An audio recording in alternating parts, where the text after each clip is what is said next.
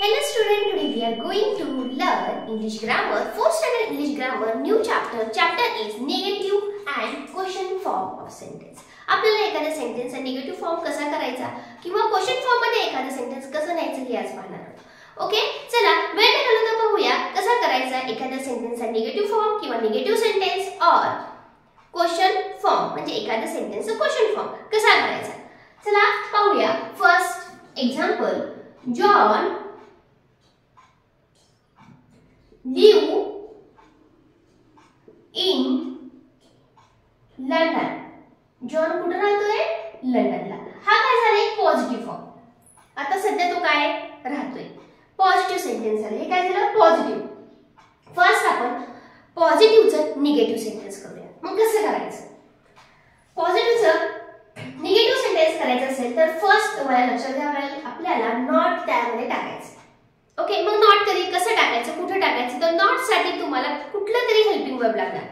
To डूच असो to हॅवचं असो कुठलं तरी तुम्हाला हेल्पिंग वर्ब लागेल. हेल्पिंग वर्ब आहे का? जॉन इज लिव्हिंग असं काही आहे का? नाही. चला मग हेल्पिंग वर्ब कसं घ्यायचं? जॉनला जॉन लिहा. ओके, वर्ब कुठलं इथं? हा सब्जेक्ट आहे जॉन. लिव्ह काय आहे? वर्ब आहे. ह्याला पहा यस लागले. लिव्हज आहे. यस लागले की सरळ इथे डज घ्यायचं. Okay, does. आता आपल्याला निगेटिव्ह फॉर्म करायचे म्हणून मी काय डझंट घेणार. काय घेणार मी? डझंट. जॉन डझंट आता काय करणार? लिव्ह. मग आता परत इथे यस घ्यायचं का? नाही. ह्या यस बद्दलच आपण डज घेतलंय. ओके, म्हणून John doesn't live in London हा झाला या सेंटेन्सचा निगेटिव्ह फॉर्म. पहा सेंटेन्स हे आहे निगेटिव्ह कसं केले त्यासाठी हेल्पिंग वर्ब लागतं. मी हेल्पिंग वर्ब घेऊन नॉट ऍड केले. नॉट ऍड करताना मी कसं चेंजेस केले ते पहा. यस आले म्हणून डज घेतलं. ओके, जर सपोज एखाद्या सेंटेन्स मध्ये यस नसलं असतं तर मग पाहायचं की ते V3 फॉर्म आहे का V2 फॉर्म आहे V1 फॉर्म आहे त्यानुसार आपल्याला घ्यावं लागतं. V1 असेल तर आपण डू घेतलं असतं. डोंट लिव्ह म्हणलं असतं. काय म्हणलं असतं? डोंट. लिव्हड असलं असतं ईडी प्रत्यय लागला असतं तर डीड आलं असतं. समजलं? म्हणजे तुम्हाला काय करायचे जर वर्बला यस किंवा ईएस प्रत्यय असेल तर डज वापरायचे. जर वर्ब 3 फॉर्म मध्ये असेल तर डीड वापरायचे आणि वर्ब फर्स्ट फॉर्म असेल तर डू वापरायचे. एवढा जरी चार्ट तुम्हाला लक्षात आला तर तुम्ही यासारखे सेंटेन्सेस इझी करू शकता. ओके, चला आता पाहूया यालाच आता काय करायचं आपल्याला क्वेश्चन फॉर्म मध्ये कसं घ्यायचं. हा काय झाला आपला निगेटिव्ह सेंटेन्स झालं. एक निगेटिव्ह सेंटेन्स मी तयार केलं. आता आपण करूया क्वेश्चन फॉर्म. मग पहिल्यांदा याला पॉझिटिव्ह क्वेश्चन करूया परत निगेटिव्ह क्वेश्चन करूया. ओके, जॉन लिहिलं. Okay, John. आता काय करायचंय क्वेश्चन करायचंय. John does not live in Mumbai. आता आपण जेव्हा क्वेश्चन करतो तेव्हा जॉनला जॉन घ्यायचं परत डज नॉट मग नंतर कसं डायरेक्ट क्वेश्चन मार्क घ्यायचं का? नाही. त्यावेळेस जॉन फर्स्ट न लिहिता मग काय करायचं जे आपण हेल्पिंग वर्ब घेतलेले टू डूच असो टू हॅव असो कुठले असो ते आधी घ्यायचं. म्हणजे इथे कुठला आहे? डज आहे. मग डज घ्या. आपल्याला पॉझिटिव्ह क्वेश्चन करायचं मग मी डझंट घेतलं नाही. ओके, फक्त डज घेतलं. डज घेतल्यानंतर आता जॉन घ्या. Does John.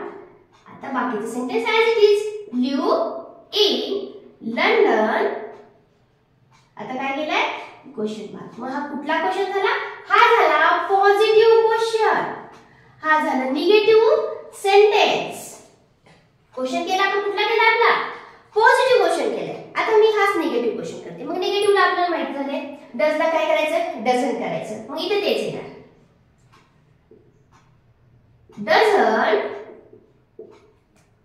John live in London question mark. पण हा कुठला क्वेश्चन झाला? निगेटिव्ह क्वेश्चन झाला. ओके, समजायला फक्त तुम्हाला एक लक्षात ठेवायचं हे डज कसं आणायचं. Do D does. मी बघायची एक छोटं चार्ट काढून दिला ते जर तुम्ही घेतला किंवा स्क्रीनशॉट घ्या. बॅक जा तिथे स्क्रीनशॉट घेऊन तुम्हाला समजून येईल. V3 असेल तर डीड वापरा. वर्बला यस किंवा ईएस प्रत्यय असेल तर डज वापरा आणि V1 असेल तर डू वापरा. म्हणजे ते कधी वापरायचं? जर सेंटेन्स मध्ये हेल्पिंग वर्ब नसेल तर वापरा. ओके, पहा मग इथे हेल्पिंग वर्ब नव्हतं. ऍड, इज, आर, वॉज काहीच नव्हतं म्हणून मी हे टू डूचं घेतलं यस आहे म्हणून डज घेतलं, निगेटिव्ह सेंटेन्स करायचे म्हणून डझंट घेतलं, डझंट म्हणजे डज नॉट. ओके, तुम्ही असं लिहिलं तरी चालतं, डज नॉट, नो प्रॉब्लेम.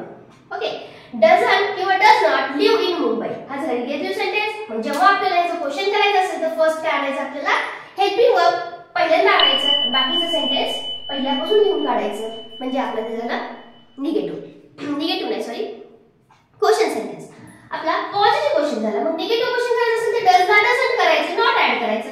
या पद्धतीने तुम्ही यासारखे क्वेश्चन तुम्ही सॉल्व्ह करू शकता. आता आपण पहिले डज वापरू. ओके, आता आपण पाहूया डीड कधी वापरायचं मी सांगितले, पण सेंटेन्स घेऊन पाहूया.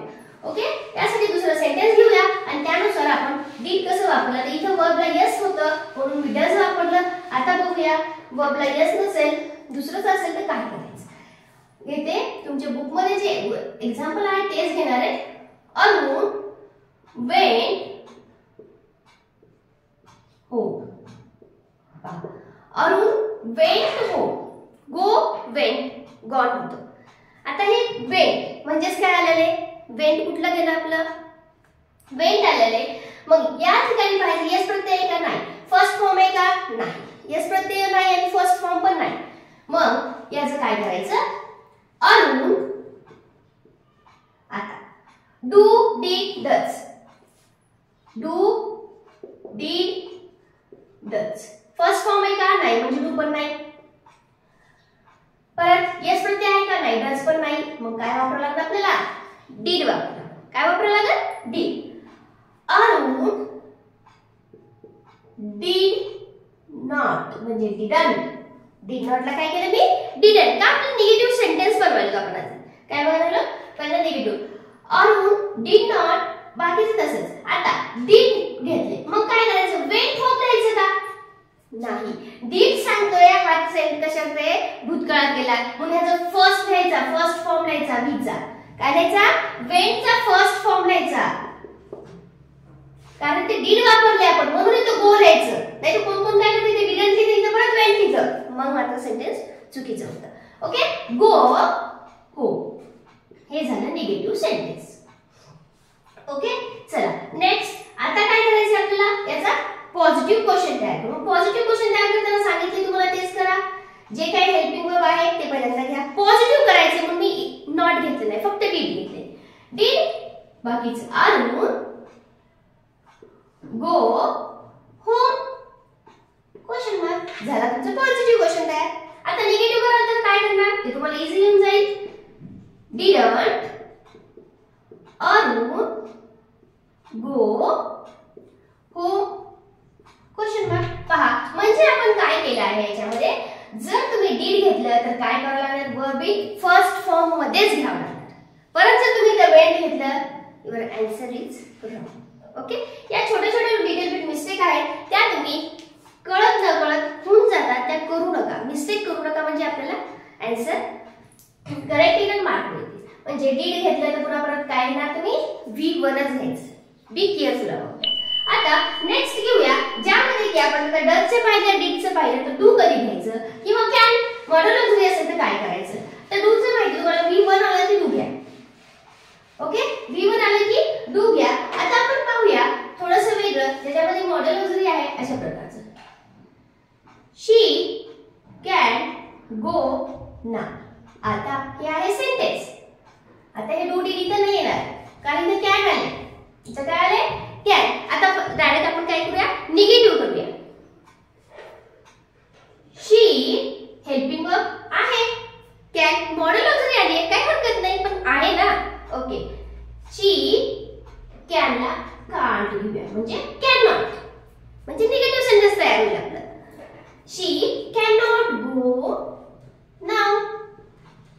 झालं तुमचं सेंटेन्स तयार. कुठलं, निगेटिव्ह. आता आपल्याला करायचंय पॉझिटिव्ह क्वेश्चन तयार करायचं. पॉझिटिव्ह क्वेश्चन करताना कॅन तुम्हाला सांगितले, पहिल्यांदा काय घ्यायचं, हेल्पिंग वर्ब घ्यायचं. पॉझिटिव्ह करायचं म्हणून नॉट घेऊ नका. Can she go now, can she go now. झालं. आता निगेटिव्ह क्वेश्चन तयार करूया. तुम्हाला येतच असेल, आता परफेक्ट झालं असेल. Can't she go now. Last question mark. म्हणजे पहा, निगेटिव्ह सेंटेन्स झाला, पॉझिटिव्ह क्वेश्चन झाला आणि निगेटिव्ह क्वेश्चन पण आपण तयार करा. या पद्धतीने तुम्ही negative and question form of sentences पाहता. ओके, यातले काही क्वेश्चन आहेत ते आपल्याला सॉल्व्ह करायचे म्हणजेच एक्सरसाइज. याच्यामध्ये काही प्रॉब्लेम असेल तर नक्की कळवत चला. I will try to solve your all problem. Okay, आणि याच्यातले जे काही एक्सरसाइज आहे ते आपण नेक्स्ट मध्ये घेणार आहोत. त्यामध्ये पूर्ण एक्सरसाइज सॉल्व्ह करून घेऊया. समजत असेल तर नक्की सांगत चला. कुठेही डाऊट असेल ते सुद्धा मला सांगत चला, म्हणजे मी तुमचे डाऊट क्लिअर करत चालेल. लाईक करायचं झालं असेल लाईक करून घ्या, व्हिडिओला शेअर आणि सबस्क्राईब करायला मात्र विसरू नका. Okay, thank you.